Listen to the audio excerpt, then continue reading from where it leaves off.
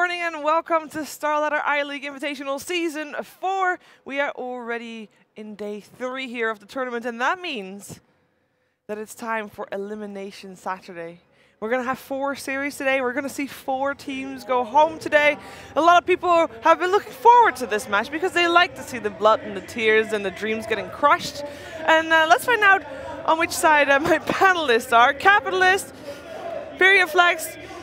Cap, do you like Elimination Saturday? Is that what you live for? Is that, you know? Yes. Yes? I love Elimination Days. It makes me happy because I feel like there's a lot more on the line. Sure. Like, at the end of the day, when we're watching, like, Liquid, who got pushed a little bit by Infamous, or we're watching Newbie go a game down, it's like, whatever, they'll bounce back. Whether in this series or they'll bounce back in the lower area. But here, we have eliminations. It's everything on the line for these teams, so I feel like there's more at stake and there's a lot less forgiveness. Yeah, it should be a lot of blood, sweat, and tears today, Ted. You looking forward to it? I like the feeling of pain.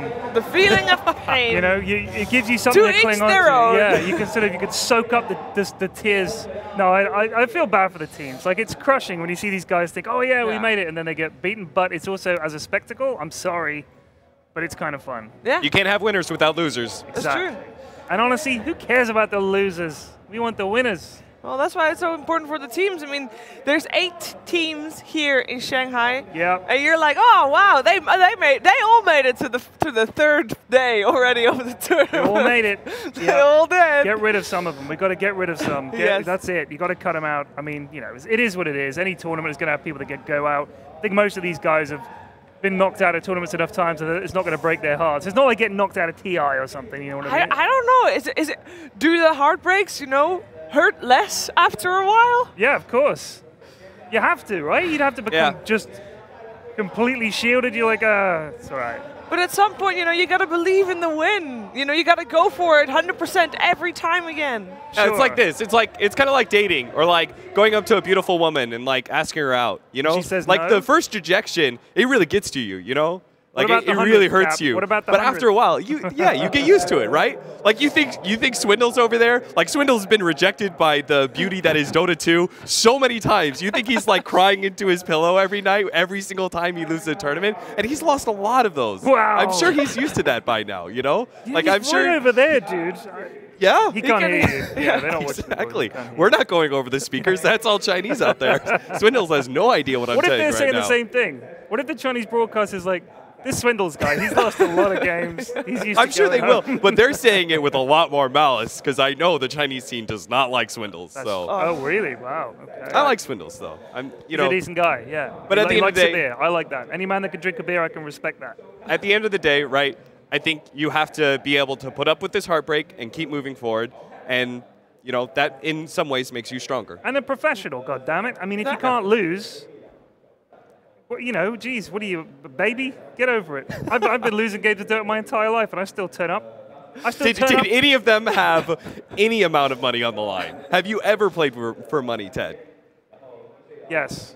When? Well, no. But I could have. You could have. Yeah. Well, No, I'd never played for money. All the teams playing today have already had a little bit of heartbreak earlier in the tournament. For people that don't know how this is going, we have 2 groups. It is basically it's GSL style, which is a double elimination bracket per group. And this was Group A. We started that out on a Thursday. We had compLexity dropping 2 games against LGD, so that's why they are here. Infamous, they dropped 2 games against Liquid. That's why they're up against compLexity, and LGD dropped 2 games against Liquid, and they are waiting for their opponent. It's either compLexity or Infamous, and that will take place at the 3rd series of the day. For Group B, obviously we have 3 teams of Group B here today as well.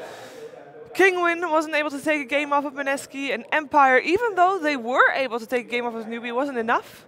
So that will be our first match for Group B. That will be starting a 2nd game of the day, and a last series of the day, we're going to have Mineski, who dropped to Newbie, against the winner of that best of 3. I don't think that there's a lot of surprises here in these brackets. No, I don't think so. I mean, other than the surprise that Kinguin managed to throw a game that they had already won. Oh, yeah.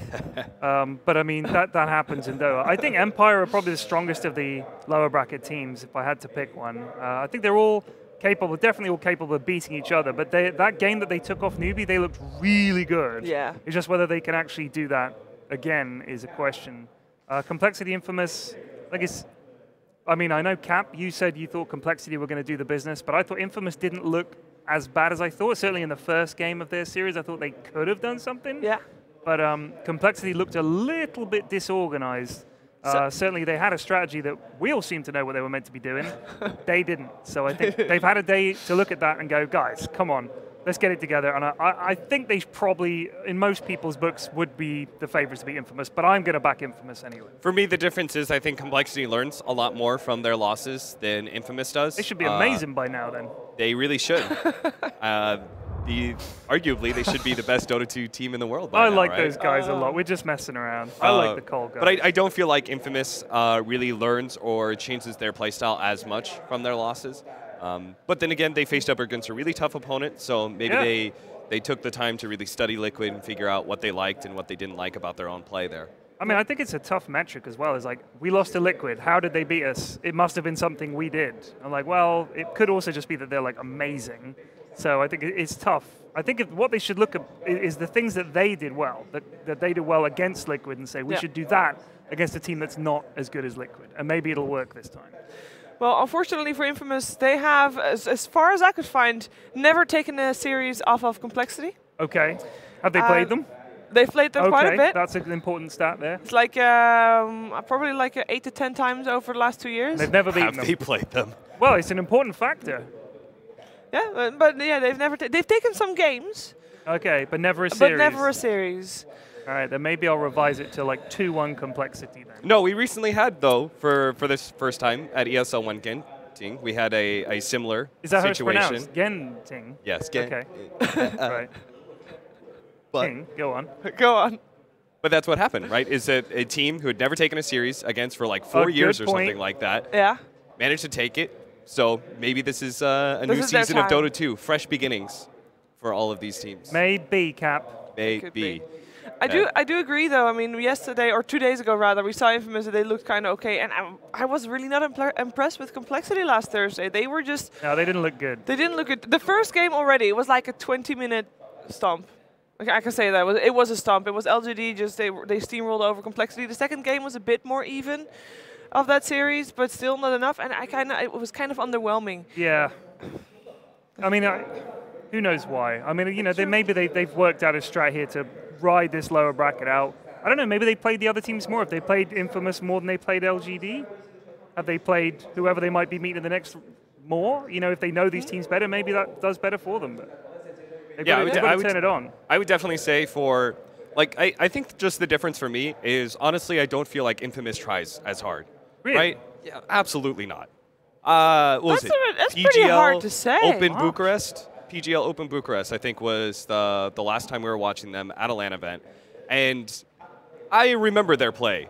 They had queued up like 5 Bloodstones on one of their heroes. They did not try and push their advantage. Like, they killed a bunch of people and didn't try and take Roshan or anything. Like, I feel like these are some pretty basic maneuvers that have been well established without Dota 2, where if you study the game, you know what you kind of should be doing at those points in times. And I feel like Infamous just didn't do those things. So do you think they just treat it like another pub game and they're just kind of larking about? in some way. In some way. 5 Bloodstones? I mean, they're very talented players. Like, don't get me wrong. They are very talented in that regard, but I don't feel like they put in the same kind of effort that some of these other teams when it comes to studying their opponents. I mean, Cole definitely do that, right? Yeah, like absolutely. They're big studiers. If anything, they're the opposite problem, right? Where they're not as talented, at least some of their players, but they kind of make up for it in really hard work. Interesting. Right? So here I know compLexity knows Infamous really well. Right. So, like, I'm going to give the edge to compLexity who do their homework. That makes sense. Yeah. Now, what we saw from Infamous against Liquid, the game that they did do well, they played very fast. And that was all on the back of Schofield's Earth Spirit. Yes, he did very, very well. He really did. And I'm wondering, like, if a player like that can make that big of an impact something that compLexity normally does, what we talked about on Thursday as well, is that they like to group up at some point, 10 to 15 minutes, and group up and push, group up and fight together.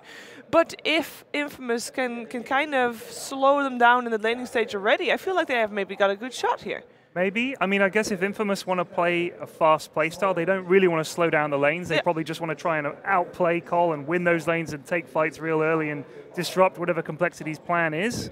I mean, they definitely had a plan in the game that we saw where they were like, what we'll do is, lads, we'll group up and we'll take the mid tower at like 8 to 10 minutes, and they just couldn't get it done. And I think that was despite the fact that their Tiny was like the most farmed hero in the game. He just didn't turn up to a couple of fights. That's just an organization problem, I think. They do really like their push strategies. They've run a number of Joe Ranger strategies, not to a whole lot of success, but it does appear that they do like to be able to play quickly and when it comes to lanes and end the game quickly as well. And so I can Infamous definitely see just that need working. to not let them do that. That's the thing. I think Infamous's plan has to be disrupt Cole's early idea about whatever Cole want to do, we don't let him do it. But they kind of did that and then just sort of slacked off and stopped. Sorry, I should clarify. I meant Infamous were the ones playing Joe Ranger strategies. I thought you were saying Cole again. So we could actually see basically a lot of 5-manning into each other very early. That's what we want. Part of the thing is, though, Infamous need to make sure that they do scale at least a little bit. We can't, like, the Joe Ranger strategies did not work out for them, and for a good reason. I don't think Joe strategies actually work all that well right now. You don't really see good teams running it. Yeah, they don't scale very well, right? It is a really big problem. So you have a very small window of timing. So I think Infamous should still take that general consensus of what a push strategy is, which is playing a lot of 5-man around each other, but just tweak it a little bit to give themselves a little bit more late game. Pick up those kind of heroes like Phantom Lancer, or if you could get your hands on the Tiny or something like that. I mean, we saw that yesterday. Yeah. With the Medusa that just got there. Yeah. You know, it was like, well, they're on the clock. And I was thinking about this. If you pick a team that's on the clock, like if you're like, well, we have to make these movements and these rotations at these times, the other team, if they stop you, you're in big, big trouble. That's exactly what we saw yesterday. So I feel like compLexity probably should, I don't know, if they need to worry about timing, just pick a good lineup. You should be able to beat Infamous. That's pretty much it. They don't need to think of a particularly complicated strategy, presumably. If they've beaten them 8 times or whatever, just pick a lineup that you're comfortable playing and just outplay them. So who would you put the focus on? Don't let Schofield sort of run all over you in the early game, but equally don't worry if he does. We've seen plenty of games where people are down like, 5 or 6 kills in the first few minutes and it looks woeful, but they have the heroes to come back and they have the ability to come back and get things done. We've seen a lot of offlaners struggle in these games. How many times have we seen offlaners have nothing at like 10 minutes and all of a sudden they just give us 5 minutes, we'll get back into it. I think they don't need to panic. It doesn't matter if, I mean, we already saw Infamous had a great start and then they still lost the game. So I think that they just need to, don't worry, don't panic. You don't need to think about some fancy strat. Just pick good heroes and just win. Pick good heroes. Yeah, that's it. Strong lanes. I think strong lanes is particularly important. Infamous do, I think, ride off of a certain kind of momentum, and if they don't really get that momentum, I feel like it's hard for them to kind of jumpstart their lineups a lot of times. They seem to struggle to be able to know what kind of openings are available when you're behind. So I would say strong lanes would be the biggest thing for me for compLexity. At the same time, I would say Infamous really want to enable their forward position as well as their mid. I think that they also want to be able to get, I know we're kind of beating the same thing, but they also want to get strong lanes because I'm not sure players like Kotaro really are that good at being able to ride that calm where your game is being shut down and say, okay, it's okay, my team is going to be able to come back with this. So, you could definitely see that in compLexity, right? It's that Limp can have an awful game at times, and he's just like completely shut out, but he trusts his teammates, he trusts Moo and Chessie to be able to carry the game. Yeah, we saw Z-Freak's Chen earlier this week as well. It didn't really have as much impact as we are used to seeing from him. And I kind of feel like if we're talking about strong lanes, and that goes for both teams, strong lanes and making sure that you pressure maybe the enemy a little bit with Schofield, maybe perhaps on a Zero Spirit if he gets a chance, which he probably doesn't. But and then Z-Freak fulfills the same role for compLexity. There's going to be a lot of pressure on those two guys, I feel. There is. I also think the problem is if you pick something like Chen and you're not having a great game, Chen from playing from behind is really bad. And I think if you are confident in your game and you think we could beat these guys, we're going to be on the front foot, pick heroes like Chen and stuff like that. But like Cap's saying, if you want to just pick strong lanes that are like steady, then I don't think you go for necessarily something like the Chen. Because if you start to lose the lanes, it's going to get worse and worse and worse. And that's what happened against LGD. They had a Chen and a Disruptor who both suffered from the same Both want to play on the front foot, yeah. And it didn't happen, and it looked worse and worse. LGD kind of ran away with it that game. Didn't they give the LGD, they gave him SF, and he just kind of destroyed them? Yeah, Shadowfin and Sven, I believe. There was Ame free farming Sven. Yeah, that's one of those heroes that is can kind of be on a timer, especially if you're going to play from behind. You want to be able to pressure him early on. All right, so supports are very important. Let's find out what we're going to have here in the first game as the draft is on the way. These guys have also had a day, remember, Sheebs. These guys have also had a day off, if you like, to pub and to watch and reflect. Yes. They have indeed. We're going to start out with some bans. Another thing about Infamous is that you can be a lot more, if you're going to be sacrificial with any of your lanes, be sacrificial with Stingers. Try and bolster Papita and Kotaro as much as possible. And that's going to be primarily Schofield's job as sort of the playmaking 4 position. You want to enable his game as well. Excel, I think, has a more passive impact on the game. Much better at focusing on just protecting Kotaro. Like a Dazzle or something. We've seen a couple Dazzles so far in this tournament. It's kind of interesting. I think it's been bad so far, honestly. I think we've seen a lot of, I mean, I guess we've seen quite a few brews in the same game. And also, I don't know, we've just seen some Dazzles. I like Dazzle, don't get me wrong, he's a useful hero. Weave is really good. The Grave is really good. But we've also seen quite a few Dazzles just not have anywhere near the impact of, say, when we've seen like Disruptor, Sand King. Yeah. I mean, those two have way more impact, I feel, than a Dazzle. I personally would look at this as a race to Naga Siren. Infamous did run that Naga Siren strategy with the Disruptor. They did not value the hero as much. I hope that they go back looking at some of these other games and value the Naga Siren a lot higher because there's a reason that so many of these other teams are running it right now. It's like one of the ultimate team fight supports. Yeah. You know, I do wonder if Infamous are basically, they technically weren't even meant to be here. Right? Yeah, they are third in line. They're free rolling, so they're just like, well, it doesn't matter what happens. We weren't even meant to qualify. We should have been at home, so we'll take whatever we get from this. And I feel maybe some pressure is off. Yeah. compLexity obviously had to qualify and stuff, and now, you know, they don't want to waste that time. So maybe there's a little bit more pressure on them than there is on Infamous. There is still a lot of supports left in the pool. There's Bane, Disruptor. Bane's banned. There is, oh, you're right. There's still the SF and Witch Doctor. I know Witch Doctor really like the, or compLexity really like the Witch Doctor versus the Tiny for the Maledict. They think it's a really solid counter to it. We've seen some really good Witch Doctor performances, actually. Yeah. I like it. He's one of my favorites. A great hero. We still haven't seen a Lion, though. Yeah, get the Lion out. Just give it a try. I want to see this slow in action. We haven't got any PCs to pub on here, so I want to see it. This is the only way I get to watch StarLadder. Oh, I was thinking Tusk, but instead they go StarLadder. Which is kind of interesting. The difference between these heroes would be that StarLadder puts a lot more emphasis on physical damage, both because his Crush deals out physical damage as well as the Amplify. So maybe they plan on running aggressively into the Tiny, since they did leave out the Tiny as sort of a bait. Yeah.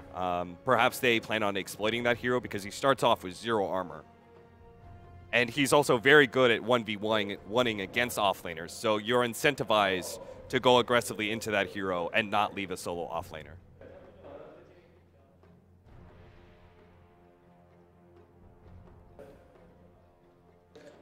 Do you think it'll be offlane StarLadder or? No, I think it's a 4-position StarLadder, but it will be roaming to bottom lane, and they'll probably have some sort of. Not sure what offlaner you pick against Tiny, but maybe they even aggro tri lane. Maybe they even pick up like not Razor because it's banned, but you know, something that can go into the Tiny's lane.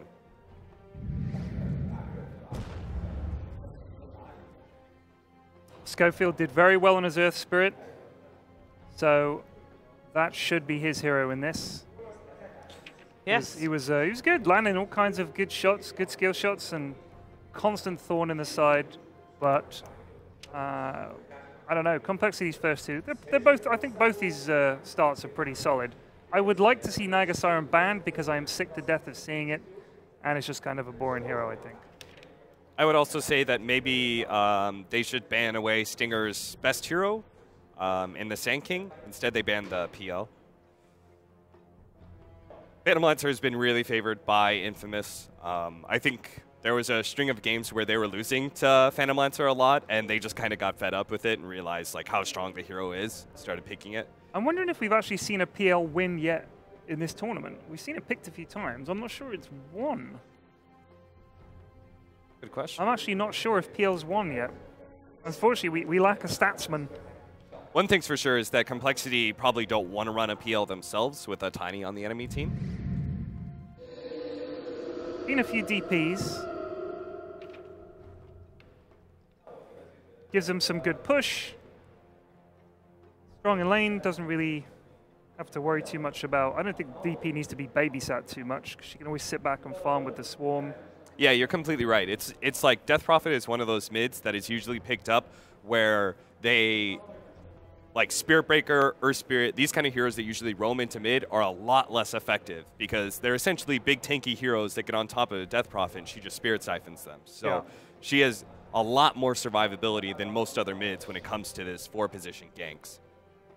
And she takes the tower nice and early, gets money for everybody, gives them some push to play around.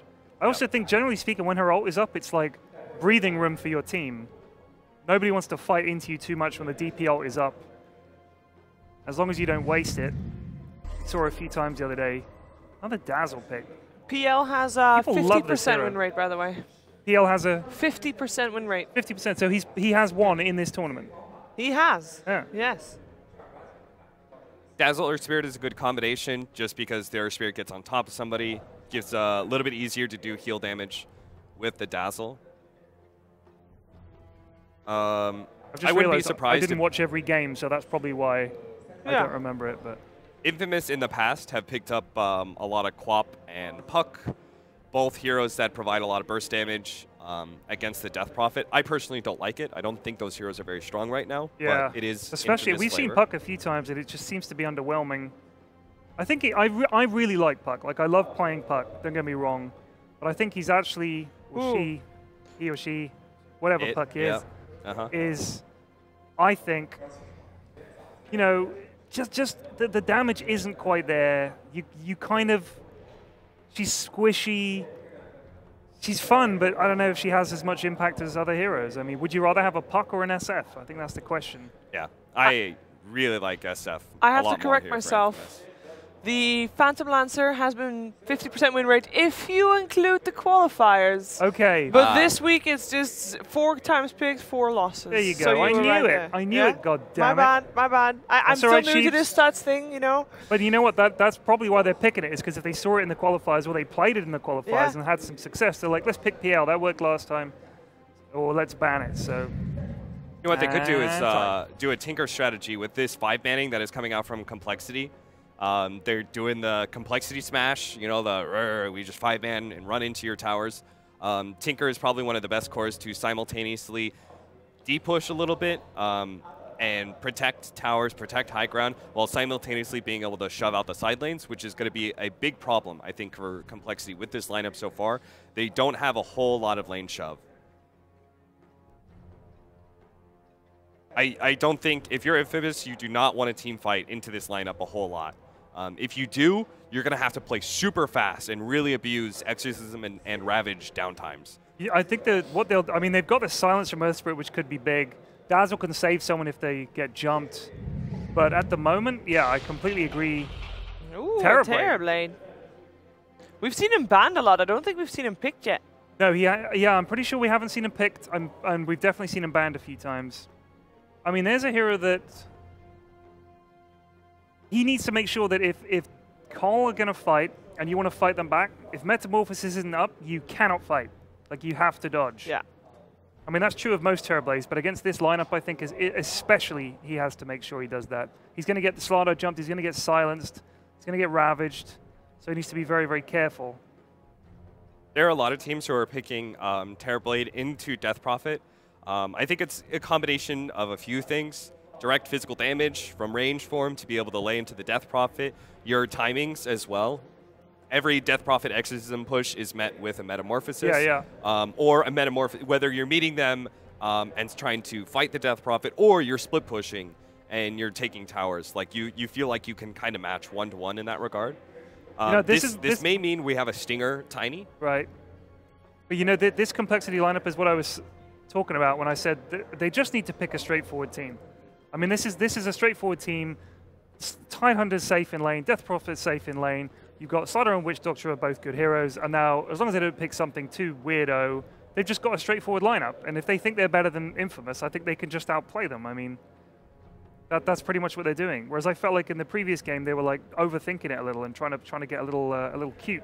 Just pick a solid team up. This is what the good teams do. They're picking stuff like Tide because they know it's super safe pick, super easy to play. I mean, yeah, there's a cooldown to play around, but it's still a blooming good spell. There's another hero alongside the Quap and Puck that we were talking about earlier. Is very favored by Papita Mirana. Mirana, yeah. Mirana mid a couple times. We actually saw it earlier in this tournament with the Axe build. Seemed okay. Yeah, no, I like Mirana a lot. I think she actually does a surprising amount of right-click damage, especially with her leap, the attack speed from that. It got tiny changes to that. I think it got nerfed a bit, but it's still blooming good. She is a really good hero. Lots of fun to play, and I think she gives you a lot of options. Hard to kill. Her ult can't be underestimated in terms of like sneak attacks and escaping from a bad situation and stuff. I think she's great. Darkseer, yes, the peanut, get him in there. Not popular, but I like him. I actually think Complexity should do the EG Tinker sort of build, where they do this aggro, because Tinker's so good versus Terrorblade. It deals with the side lanes really well, which is something Complexity is kind of missing right now. That would be like sort of this weird twist on what they've picked up so far. The other one would be just they continue for their 5-man. They pick up a team fighting hero. You saw a Gyrocopter ban. Like, that's the kind of hero that would kind of fit into their lineup, right? It's just low cooldown, comes online early, fights. So I thought the trouble with Darkseer and the reason why he wasn't picked up that much is that he comes online a little bit too slow. Yes. Why is that not a problem this game? Oh, it's going to be a problem. Oh, yeah, okay. Because Terrorblade needs stuff as well. Darkseer, I mean, I love Darkseer, but he is... You can make a lot of money very quickly with him, but until you get that money, like his skills, you kind of need to get a lot of levels, and you benefit a lot from getting items, because you have to throw your tiny peanut body right into the fray to get your vacuum and your wall off and everything like that. I do think AoE Surge is a super hype spell, and I hope I get to see it, because that is the most fun spell to see cast. Oh, God, I think that spell's so bad. It's amazing, dude. It's like a free Centaur roll. I think the idea behind the Darkseer was to give them like a bit more. It's a combination of like giving them team fight when they finally do go for it. They go for a vacuum, reflection, nice kind of combination. But it also puts pressure on the lanes and will shove out lanes for them really well, because we know Complexity is like they have Tide and Death Prophet. Those heroes both run at a tower and just shove. Yeah. Most important thing in this match for you, Ted? For which team? Either. Your pick. I think Cole have a really good lineup. Don't let the TB get too fat. Yeah. Win the game in decent time, but don't freak out and panic and mess up like you did in the first series. Seriously. I think that's a really good one right there. We're going to find out what's going to happen in this first game of the series. It is over to Lyrical and Luminous. Thanks, Shiver in the panel. Lumi, my man, it's the Battle of the Americas going on right now. North versus South, Cole versus Infamous. It's a tale as old as time, really. How you feeling? Last time this battle happened, North won, right? I think so. I don't remember. When was the last time these two teams met? I think that they played each other a fair amount. In like 18-something, when Civil War happened. It's my American history. That was not Peru versus the USA. I don't believe those two countries have gone to war. North versus South. Close enough, you know? I see. I thought you were actually talking about the two teams. You were just memeing it up over there. But yeah, I'm really excited to watch this matchup. And, you know, I think that both of these teams have very, like, distinctive play styles. And I want to see how it all plays out. The Darkseer, definitely a little bit of a wrinkle for me in this. It's a hero that we haven't seen all that often. I like it a lot. Talk to me about it. I like Darkseer because it gives you very strong laning.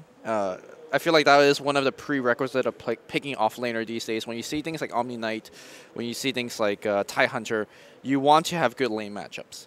And one thing is that the Sven was picked into it, which I found very surprising. So now not only you have a favorable matchup between the Darkseer versus Sven, you even have Earth Spirit that you could put Iron Shell on and pressure the opposing support. So that's a big plus for me for the Infamous draft. I'm also very surprised that Sven was the final pick, because Sven not only does it not do well against Darkseer in the lanes, he does pretty poorly against Terrorblade, right? Because once Terrorblade gets up his Scotty, you're just perma-slowed. Right. So I do feel like the game plan here for compLexity is to get ahead and win the game before that point, because I feel like the late game is very favorable to Infamous. Well, and like you said there's sort of some issues coming out of the initial laning setups. If the Darkseer is going up against a, or rather if the Sven is going up against the Darkseer with Earth Spirit in tow, they might not be able to get off the ground at all. And then if late game it's a problem as well, that could be some issues. But they probably have a plan. Maybe they're going to look to try and dodge that lane and send somebody else there or something. I mean, normally that is the first mindset, is you could just dodge, but then TIE Hunter doesn't lane against Darkseer that well either, right? Yeah. So, I mean, it's the same issue. It's a melee hero. Maybe TIE Hunter could just creep skip entirely and then let Darkseer creep skip, but we'll have to wait and see. Yeah. The last pick, Sven, doesn't look good on paper, but I'm sure Kyle has more in mind with that pick. Well, hopefully they'll be able to get into the game there. It looks like Moo is having some issues with this computer getting set up. So we get ready to hop into this game number 1 of what's going to be a very long day of Dota 2. Yes. We've got 4 best of 3s online covering this first one here. And, well, the Infamous guy's looking pretty ready as well. I was totally convinced that we were going to be seeing a Kataro Huskar as soon as I saw that Dazzle 3rd pick. I do believe that Liquid banned Huskar against Infamous when they saw the Dazzle as well. Yeah. Like, yeah, let's not do this. We see Dazzle. We don't want to get Huskar Dazzle. I think a lot of people will be remembering that infamous play, if you will, from him back at the Frankfurt Major when they were on this same squad as well. I think that they have a couple of carryovers there as well. I feel like Acel was a part of that group also. But another one of those opportunities where you have him on that standout player, this time on the Terrorblade, I believe. And then anything else that really stuck out to you in the draft? I feel like Tidehunter's been seen just across all of the regions as that guy. You stick him in a lane, you make sure that people can't walk up and take your tower. Yeah, he facilitates a very LAN-oriented playstyle, I think.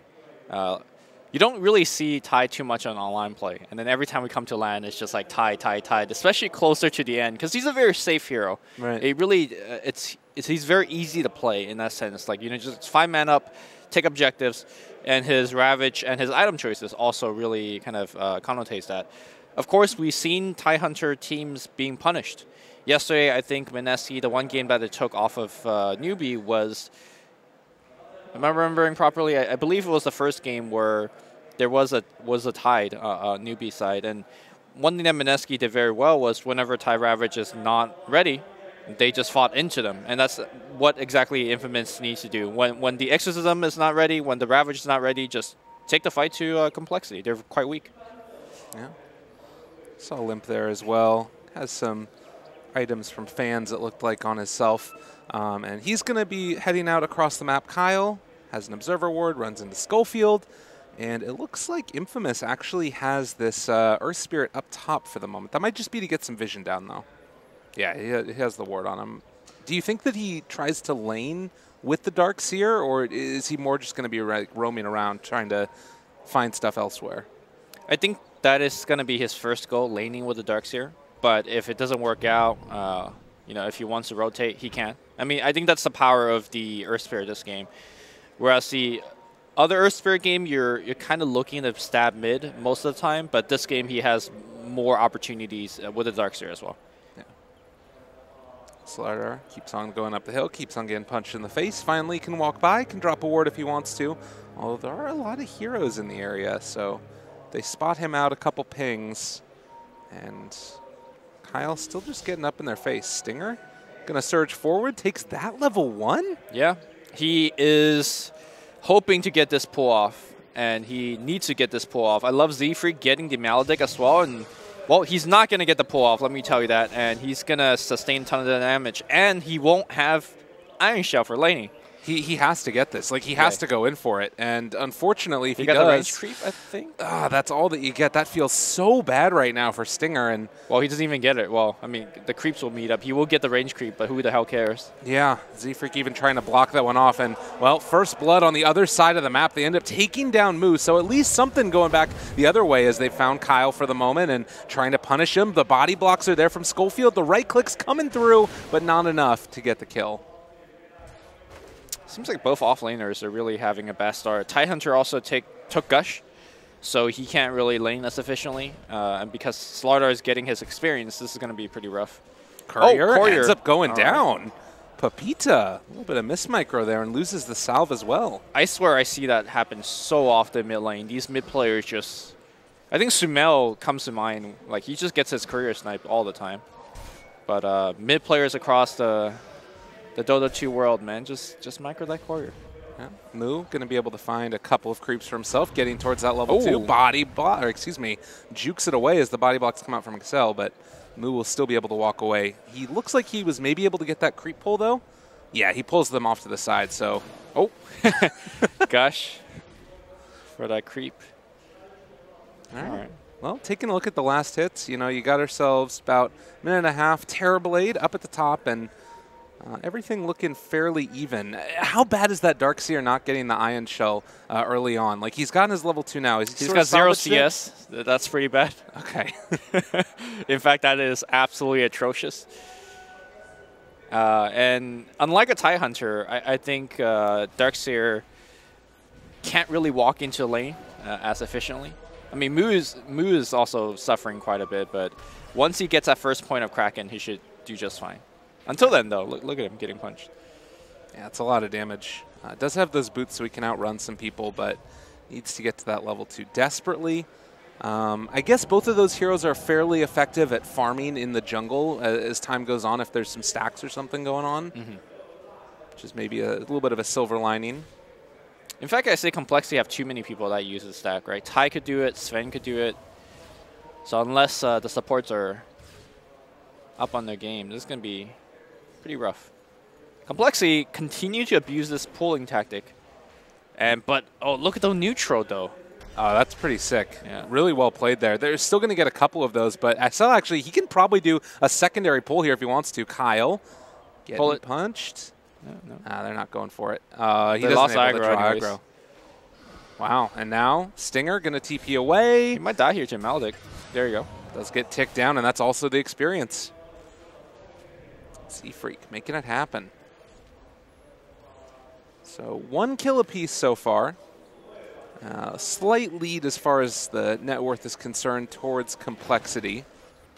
It's going to be Moo trying to do another one of these pulls. It's a lot of damage onto this camp, so it's going to end up dying before they're able to get away. And Kyle moving in as well. They've got some right click here if they want to go for it, but reflection on it too, and Moo is just gone. Now rolling forward, trying to find that StarLadder, and he does manage to find the crush. Infamous chasing into the river. Katara's completely left the lane. They want to get this kill. The taunt from the Tiny. They take him down. Yep. A double for a cell. And Terribly even teleports back into the lane, so he doesn't even miss too much CS. So very nice move. Earlier you were asking me, what is the Earth Spirit going to do? Is he going to, stay with the Darkseer, or is he going to help mid? Neither. I really liked Infamous's choice here, because normally if the Earth Spirit isn't here, then the Tide and the StarLadder gets to continuously make these pull. But because he and Dazzle are so persistent, StarLadder is a level 1, Tide's like 2.5. They're very low level because of the very well played Schofield Earth Spirit, just kind of running chaos. Yeah, and you look over there at that hard camp that was up in the top lane as well for the Dire side. Yeah. They were able to simultaneously take away a lot of that farm that the Tidehunter was trying to get. So they got a couple of those range creeps. They keep on pulling over and over again. Some good stuff. Yeah. Normally Tidehunter gets that Gush at level 1 because it's so efficient, knowing the fact that you'll get level 2 and 3 very quickly because of the pulls. But the support play, again, have done it so well that level 1 in Gush, I think he's really regretting it, because that Gush means, less levels of Kraken Shell and more damage that he's taking in lane. Now, the plus side of this is that it has meant it's been a Death Prophet versus Tiny lane pretty much exclusively. Yeah. And DP is just completely outplaying Pepita here. Not only that, the Darkseer is getting completely trashed as well. So as well, ooh, toss back here. Maybe kick into the tower. No, it's going to be just a stun, and now it's going to be Pepita in a lot of trouble. Maledict's on him. He is going down to the last Maledict tick. Yeah, and this is a real problem right now. Limp is level 6 at 5.5 minutes, and Schofield might just go down if he's not careful. There's going to be a roll away. But God, there's a lot of damage coming out from this DP already. Yep. He's 2 levels ahead of Pepita. And the bottom lane, as I was mentioning before the mid-action happened, is also not looking too good for Darkseer. Darkseer has finally some CS, but look at the number of denies on this Sven. He's got 22 denies. I mean, generally you will have a high number of denies versus Iron Show, because, you know, it's pretty easy to deny versus Iron Show, but still, this Sven is controlling the bottom side. I mean, that's the thing. You sort of put Mu in this position where he's going to lose the lane, but you win the other 2 pretty hard. Yep. And it's going to be a lot on the back of Kataro playing on this Terrorblade. In fact, another movement in. Pepita rotating with level 5, and they're going to try and take down this Tidehunter. It's going to happen. Haste Rune, very effective. As bottom lane, they find the Darkseer yet again. Chessie chasing, not finding the kill. He does have another couple of Maledict on him, but the raindrop should keep him alive. Yep. I do feel like Infamous is maybe putting too much emphasis on the Tidehunter. I feel like getting a ton of these Tide kills, the first couple is good, but they're getting diminishing returns. And what I mean by that is that Tidehunter is nearing level 6, and that's pretty much all he cares about. Sure, if he gets like a later Meg or a later Blink, that's going to be a little bit rough for him. But unlike most other offlaners, Tide predominantly cares about level 6 more than anything else. Right. If you look at, by comparison, like Darkseer, right? Darkseer, not only does he want levels, he also wants his Helm of the Dominator and Soul Ring. And by killing him over and over, that's great. And he is the same level right now as Z-Freak, who just stole away a lot of experience. They are going to try and run down this Witch Doctor here, and with Ion Shell as well as the Poison Touch, Z-Freak should take enough damage to end up falling. In fact, they're going to bring in everybody, get a little bit of extra experience for it.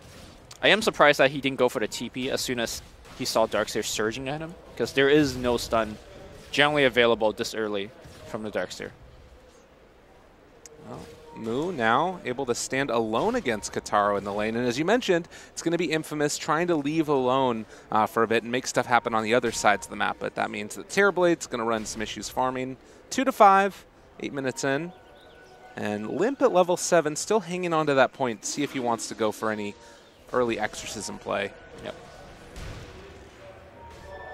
Bottom lane by that bottom rune, it looks like there might be something breaking out. They will separate as it's a DD rune for Chessie. And oh, yeah, look at that farm. That's what they wanted to get. Really nicely done. There's a little bit of a battle for it breaking out, and, well, this is going to be the Ancients falling, and Infamous can kind of just look on from the south as they have to head back towards the bottom lane. I do wonder if they want to change the name of that camp from Ancients, as well as, the Uraxis also calling Ancients.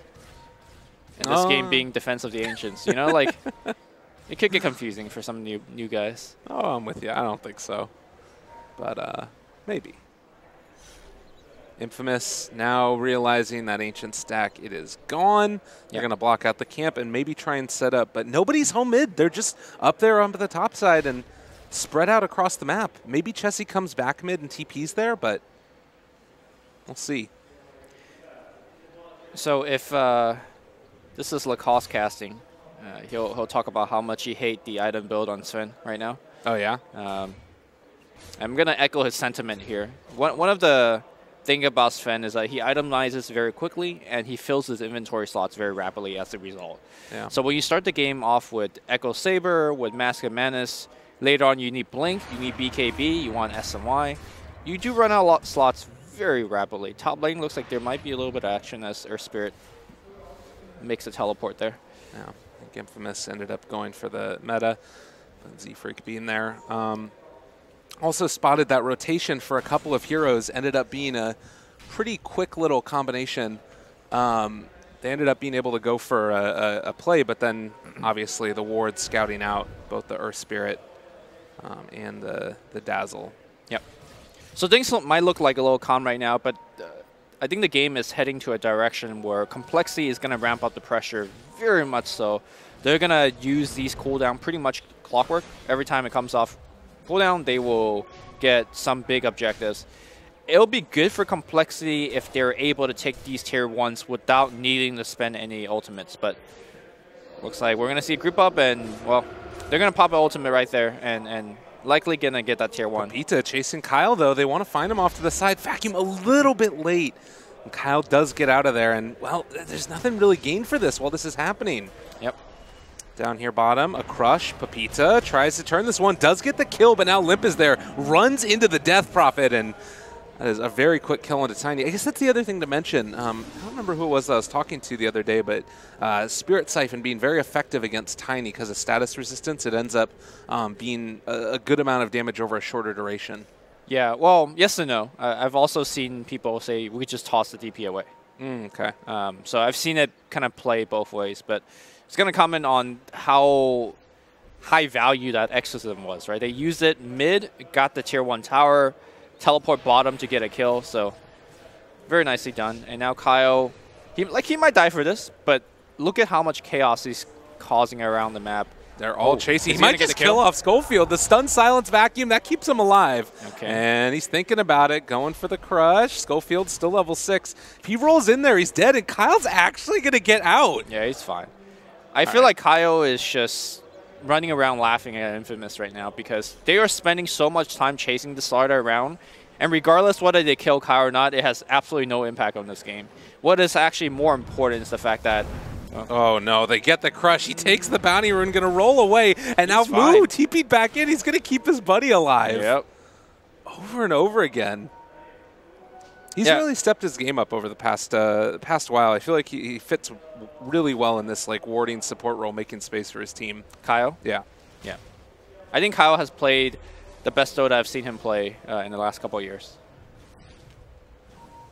4 heroes up top for Infamous. They're going to get a ward up on the high ground.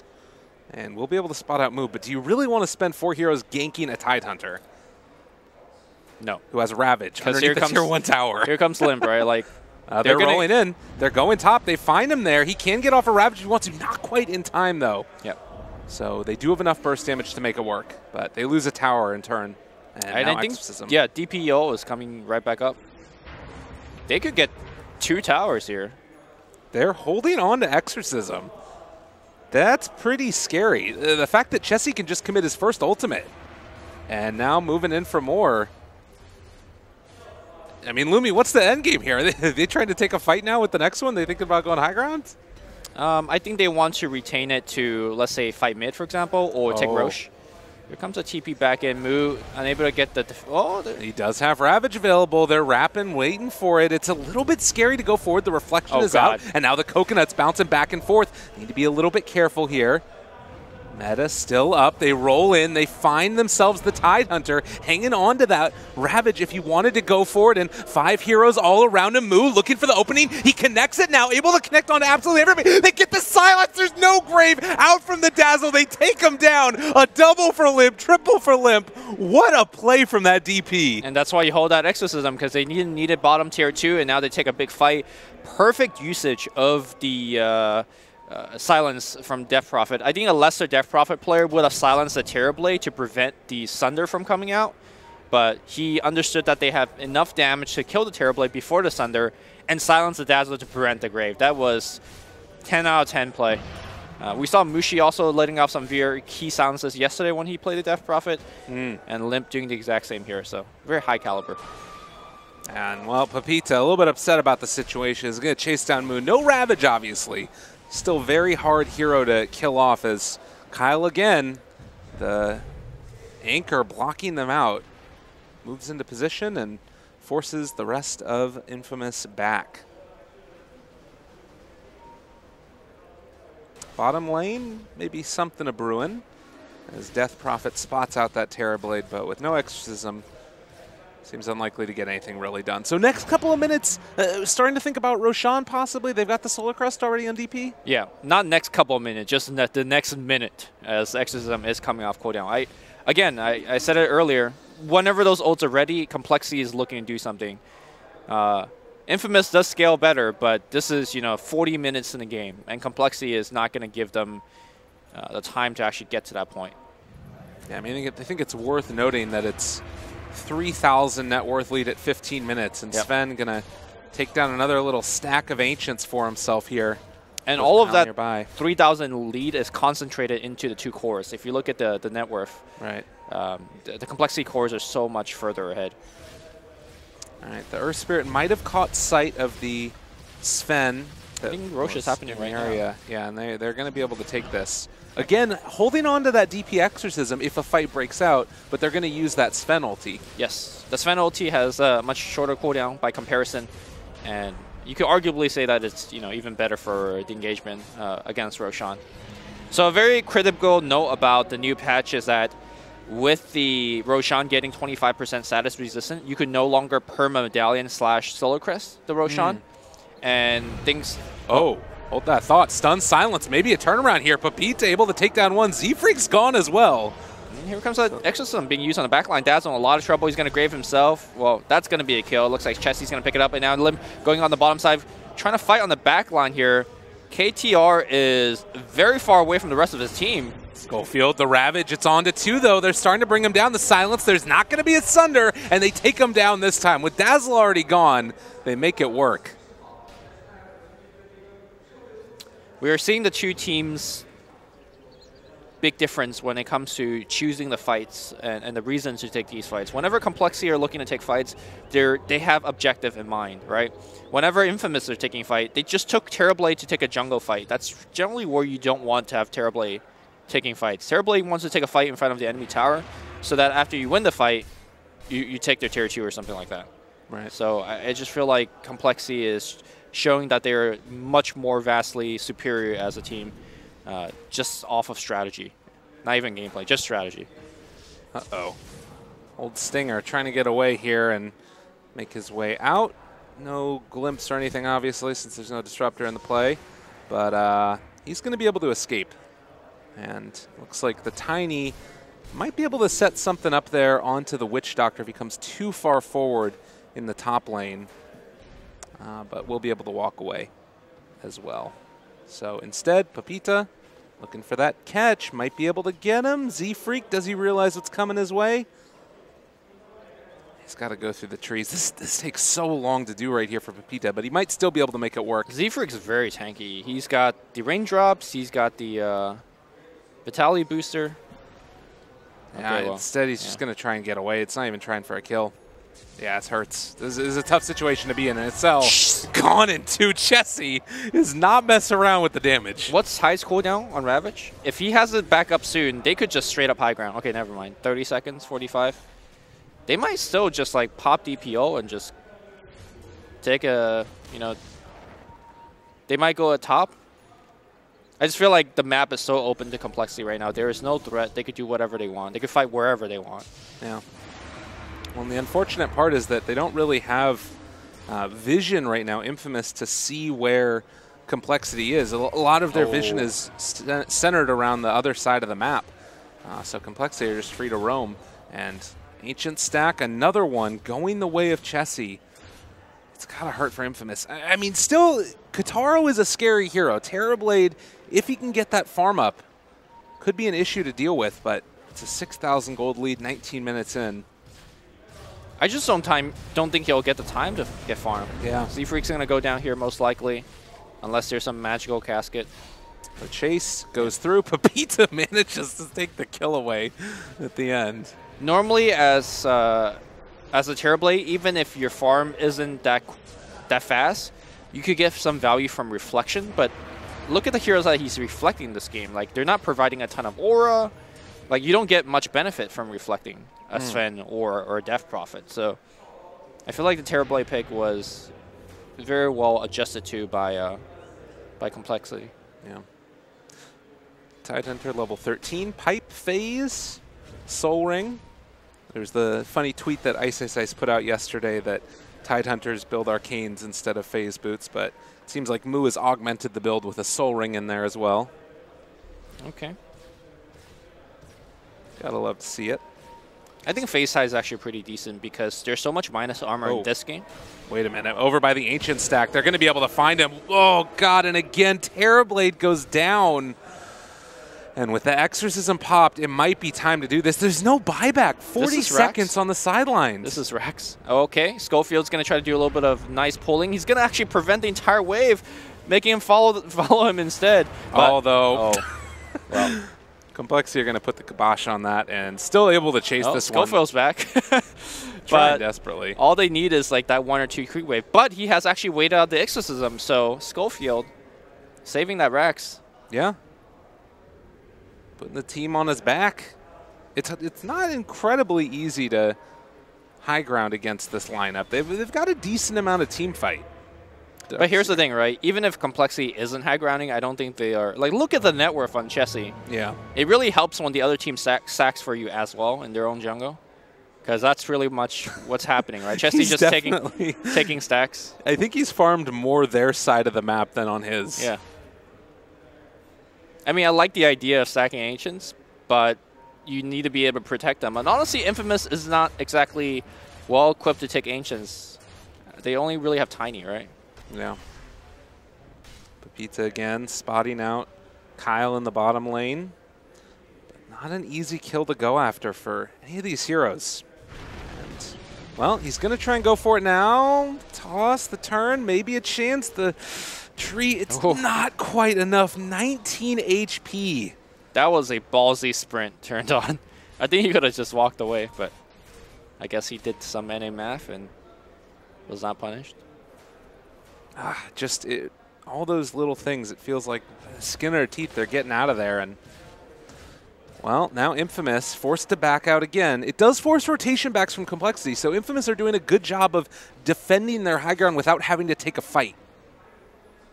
Their movement is defending high ground. Yep. Do you want to point out the skill build that Z-Freak has went for? Z-Freak normally the very greedy position for Witch Doctor player for the team. Has max Maledict, and well, the combo here is Maledict plus the Soul Vessel. And you actually do a significant amount of damage. Yeah.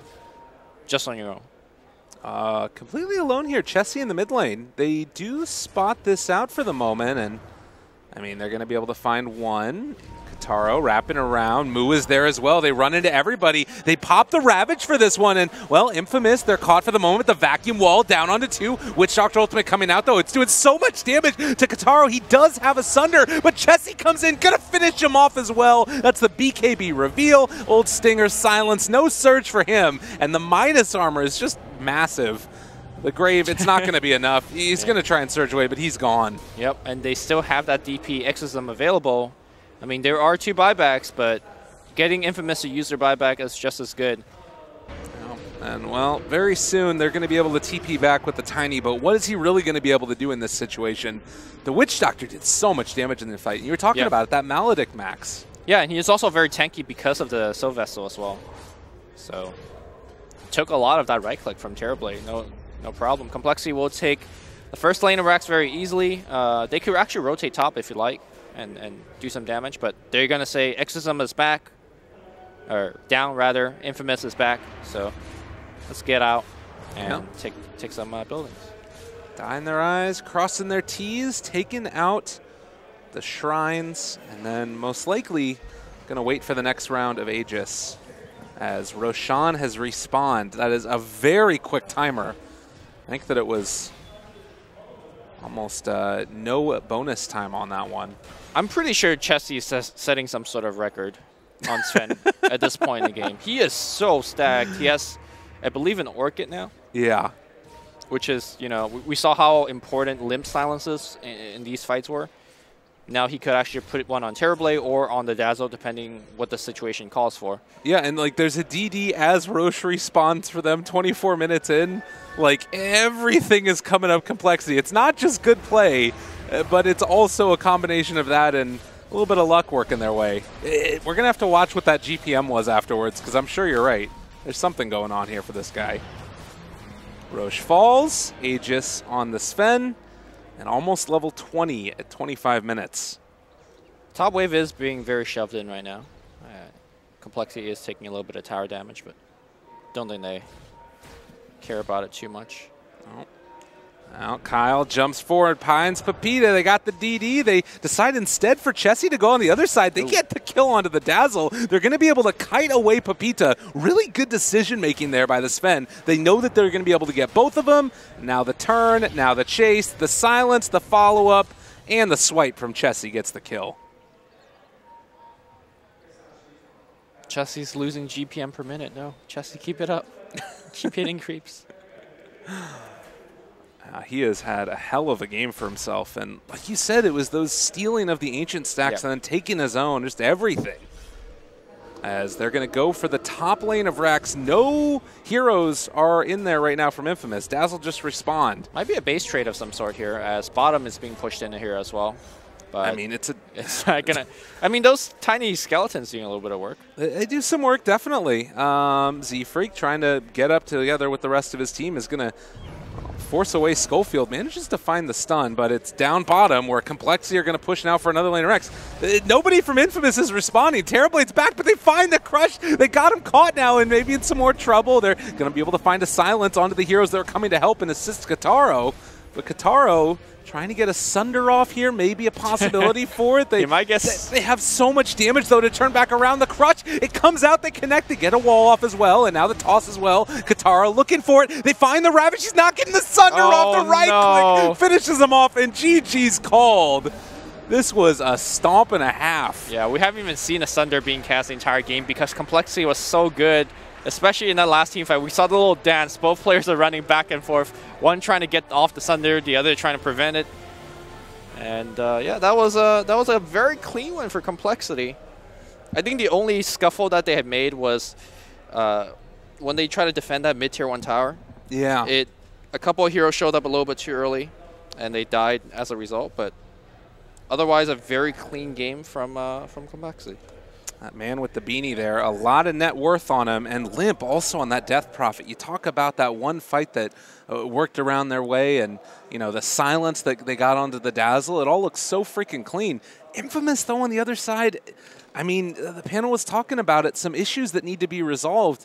What would you look to as far as like the big culprits of trying to finish up game number 2? Like, where do they go? What do they need to change? So I like how they started the game. The top lane, they did a very good job shutting it down, but they need to transition from that. I felt like they held on to that lane a little bit too long because they need to recognize Darkseer had 0 CS, I think 2.5 minutes into the game. Tiny was getting out lane in the mid lane. They needed to send some help. That was some like next level. Or what are you laughing? Ted like just came into shot and started waving behind you. I see. Anyways, we're going to go back to the panel. It's all falling apart here. It's going to be a very long day at Dota 2. Stick around, everybody. Game 2 right around the corner. Infamous compLexity. 1, 2, 3.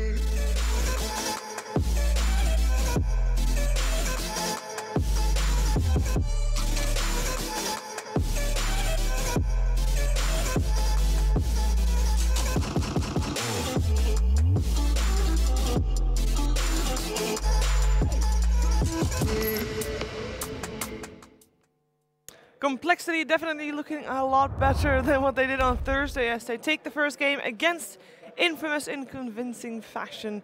Here again with Capitalist and Pyrian Flax. Gentlemen, that was a good showing from compLexity, I think. That was the compLexity that we're used to seeing, Ted. Super straightforward, simple game plan. Sven got too big, Death Prophet, easy lane. Won the game, grouped up, pushed towers, easy. EZ. Infamous's game plan was very Explain complicated. it to me. Because we were going, why did they do the tiny mid and Darkseer? I mean, don't ask me because I tweeted afterwards, after we finished our panel segment, I was like, I don't know what to make of their draft. I'm not sure. They put the tiny mid against the Death Prophet. I didn't expect that. I don't think that's a good idea. I thought they were going to do like a Stinger Tiny, like an offlane Tiny, and get themselves like a better matchup in the mid lane. I don't think the toss back off of the, I don't think that is really going to work out very well for you. No, I mean, we were talking about it and I said maybe it means if the Death Prophet goes on him, he just tosses her away and then just strolls off. But it's like, he still don't get no last hits. And you're easy to gank. Like, you're just kind of like a Tiny who's kind of has to sit forward in lane. You have no armor. She can silence you. Yeah, you're very susceptible to harassment. Yeah, and Tiny's a hero that needs to be ahead to really be effective, because you saw what happens when a Tiny isn't ahead. He goes on a StarLadder and he can't kill him. Yeah. And you're just wasting time at that point, right? You need bad. to be able to snowball off of kills. It also, by that happening, it meant that, I mean, all Chessie did was walk around going, hey, who stacked the camp? Like, anywhere. Yeah. Their jungle, his jungle. He's like, oh, there's another stack here. And just takes it. It's he like, had a well, great game. He did. But he had no pressure in lane. He had all these stacks to go and take. And his team, you know, they were like, just go farm. Don't worry about it. And then just, it'll take 5 minutes to win the game. And that's literally all it took. Yeah. It was a 5-minute spell. They just went, let's go get all the buildings and win a fight, and we'll just win.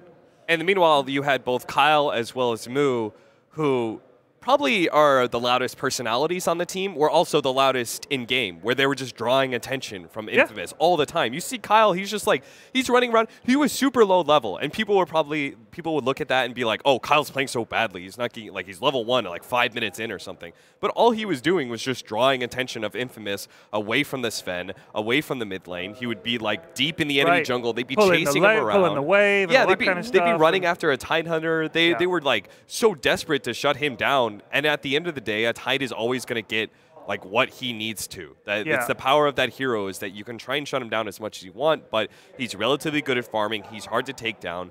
It's like you can't put that much attention on the hero, but they just force themselves to. Also, good luck. Desperate. Like, because they were doing that, no rotations mid to try and get the DP. Yeah. Like, they would try, and it was horrible, because by that point it was too late. And that was just 2 heroes keeping 3 heroes busy all the time. That meant that Witch Doctor could continue to pressure the Darkseer, who we already talked about how Darkseer would be a slow, you know, he is a slow hero in terms of coming online. Didn't do anything in this game. He got even slower because He-Freak just made his life miserable. Yeah. Did we see a successful Sunder in this game? I didn't. I don't remember not actually see one. compLexity did a pretty good job of focusing down Kataro time and time again. They don't really have the best of save mechanisms. Excel is forced to, as the Dazzle, try and get Shallow Grave, but you've got a lot of really good initiators. The StarLadder can get to the back line, Ravage is in a big AoE, and you have that ranged silence coming out from the Death Prophet as well that we saw a couple times interrupted a Shallow Grave attempt to save the Terrorblade's life. So it was just really difficult for him to play a good game around Kataro in this one.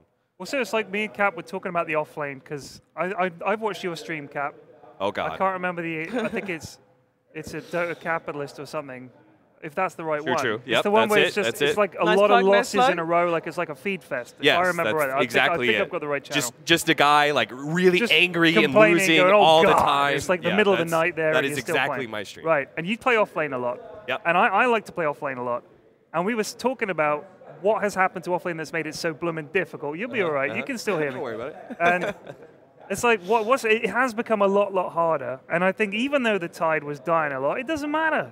It doesn't matter. And we were saying, because all that happens is they have these team fighty offlaners. You win a couple of fights, you're right back in it. Who cares if you die in the offlane? You're mid and you're safe lane and having a blast. You can't expect to win all 3 lanes. But the other 2 lanes were so won, it was over. The moment you saw no pressure on mid, no pressure on safe, well, it doesn't matter what happens to Tide. Yeah, offlane in a way is like a lot less interesting because it's gone back to kind of a suicide lane where you just like kind of go in, you draw a lot of attention, you die. It's the front line. But you get some Hamburger experience, Hill, right? it's the Somme on day 2, it's horrible. Yep. And that's what it used to be, but it used to be with offlaners like Clockwork and Nyx Assassin who were killers. We were like, but you'll come back, you get your level 6, you go and kill things, and that's how you come back into the game. Here, these offlaners, most of the time, they're just like kind of team fighters who just kind of like grind and farm, and then they're going to be useful in the team fight, and that's where they come back, is they just kind of like, I dropped Ravage, haha. Yeah. You know, so. I mean, that was the difference between the Tide and the Darkseer in that game. Darkseer didn't really do anything, and continued to do that. Tide died a lot, and did much better out of it in the end. You have a Terrorblade versus a Tidehunter. It's never going to go that well for you. They felt pressured to keep the Tide down, but that's not your win condition hero. Not at all. It's Death Prophet, and it's the Sven, right? You have to get aggressive. You have to contest jungle. You have to keep the Death Prophet down. They didn't do any of those things. So then there's a big question, of course. Was this Infamous just struggling because they had a poor draft? that was just too hard to execute? I don't even think it was just hard to execute. I think it was a shit draft, if I'm honest with you. It was not good. And I think if you look at complexities, was really straightforward. Yeah. And like I said, all they need to do is pick none of this crazy shit. Just pick a nice, straightforward draft and win. And that's exactly what they did. I'm not saying I had a hand in their victory, but I just want to say I was right. Yeah. But you're just saying that you would like a card or something. I would find you know, maybe a nice dinner. Yes, exactly. That would be nice. But I just think like Infamous need to actually have a good draft, for Christ's sake. Yeah. Do something sensible, and I don't know what this was meant to be at all, honestly. You know what we said on Thursday when Complexity lost against LGD was that they get into their own heads too much. They think too much about what they should do, and then they basically it just all goes wrong. I think that's kind of was Infamous problem. They're overthinking it. I think they're overthinking it. Well, they overthought it right into I don't know what. Picking Darkseer. Yeah. Picking Darkseer. 2018. And Tony mid against DP, like, I don't know, man. And maybe the Dazzle is not a great support hero in this as well. It just, I don't know. This might have worked for them previously. I don't know. Maybe in their region, but it's not. Maybe it's in a not qualifier here. somewhere or something. Maybe, I don't know. But they need to do better. Limp MVP. Yeah, just untouchable, really. Just one mid, super easy lane for him. Yeah, didn't Became die. very, very strong. I mean, the game was over pretty fast. So. I think all the deaths were on that on the supports and the offlaner. I think both Limp and Jesse, the brothers didn't die. Well, those brothers, anyway. Bloomsburg. Part of the problem is that the Death Prophet really hurt things a lot because the Earth Spirit felt like there was no other lane he could go to. Yeah. Ganking a Sven is always difficult. He's just a tanky hero, and doing it with a Darkseer is not the easiest thing in the world. You have a nice combination, like synergy-wise, with Roland and the Ion Shell, but Darkseer at the end of the day is still not a killing type offlaner. So he felt like he really couldn't invade very easily, and then can't really do a whole lot about the Death Prophet mid. So at the end, they just kind of focused in on Tidehunter over and over again. Well, that was game 1. Sweet. Luckily for Infamous, there's a game 2. So they have a chance to come back from this. I notice you don't mention that there's also a potential game 3, Shiva, so I'm going to put you down in the there's 2-0 also a bracket. game 3. Right there. What happened, Ted? I thought you were all about 2-0 Infamous and then 2-1 Infamous. I don't think they woke up. I just said they had a shot. There was one game that we saw them play this tournament. I can't even remember which one it was. It was Infamous against Liquid, Game yeah. one. And it looked okay. Yeah, but it was okay. that was basically the reason that they looked okay in that game was Schofield's Earth Spirit. This was Schofield's Earth Spirit that we just witnessed. Yeah, but the rest of the draft was real bad. I think that was the problem. Okay, so you would not pin it, like you would go for Earth Earth Spirit I think again. Cole should just win this time. I think it's 2-0 Cole. I think Infamous just need to enable like Papita a little bit better. Like if you're going to give him some sort of killing mid, give one that can do okay a little bit better in the matchup and is better with less farm. So again, the Mirana, the Puck, the Quap. Hell, even pick they could have picked a Quap, Stinger Quap. They could. They've done that before. They could have done offlane Quap. They give me some been killing heroes. Don't give me Darkseer. Darkseer for Infamous. Come on, guys. Like that's not what you're about. You're about going out there and killing shit, messing things up. You want them to have a speedy game to come online, everything early. You don't need farm, just need levels, and you go. Yeah. I mean, it sounds very simple. Maybe you should just go on stage and just go have a word with them. Can you imagine that? If you just took up the headset and marched up there and said, now listen, lads, this is what you're going to pick. We discussed it on the panel. I'll be honest with you, Ted. I'm not so sure because of pub experiences. Some of the members of Infamous and I have the greatest relationship. Oh, so have you played with them? Maybe. Have you played against them? Have you flamed them? NA is a very small place. Ooh. Did you flame them, Cap, or did they flame you? I definitely want to see this now. I never flame until, well, not never, but I mostly try not to flame until I have been flamed. Okay, 6-month ban incoming for Cap. Yeah. I will report you in a heartbeat if you flame me, sir. I would never flame you, Ted. Damn right. Because you're like, what's the point? You have your I know life his to live. limitations. That's he knows punishment his limitations. enough. All right, but Infamous, I mean, they will get a second chance. They will get a game 2 and potentially a game 3.